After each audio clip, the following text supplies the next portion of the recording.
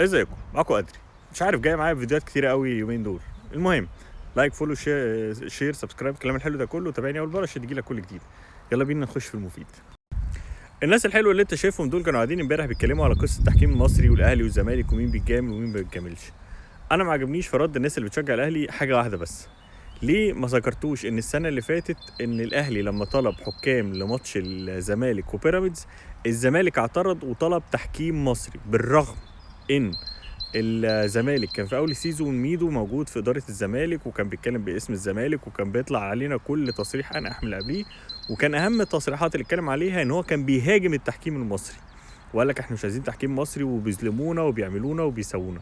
طب لما احنا دلوقتي طلبنا حكم اجنبي للمباراه بتاعتنا معاكم، ليه اعترضتم وقلتوا لا احنا عايزين التحكيم المصري؟ عجبني شابوني في رده وقال لك ان هو شايف ان الاهلي متمسك بحته ان هو عايز حكم اجنبي، فقفش في حته الحكم المصري وقال لك خلاص اصل الاهلي هينسحب فانا مصلحتي ان انا ابقى مع الحكم المصري.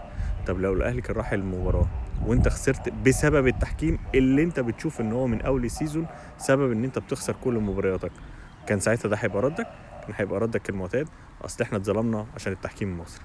فيا ريت يا ريت يا ريت بلاش حجه ان كل واحد يطلع يتكلم اصل الاهلي بيتجامل من التحكيم واحنا بنتظلم. ما احنا لما بتجيلكوا الفرصه لغايه عندكم واحنا بنبقى بندفع اهو يا سيدي عشان انت ما تخسرش بسبب التحكيم وانا اتجامل بسبب التحكيم. انت اللي بترفض مش حد تاني. خليكوا فاكرين ده كويس. بس كده يا صديقي، ده كان الرد البسيط اللي انا عايز اقوله بمناسبه القعده الحلوه بتاعت قهوه فايق اللي بيعملوها. بس بقى لو عندك اي تعليق تاني يا ريت تقول لي رايك ايه يا صديقي. متنساش لايك فولو شير سبسكرايب الكلام الحلو ده كله عشان يجيلك كل جديد. سلام.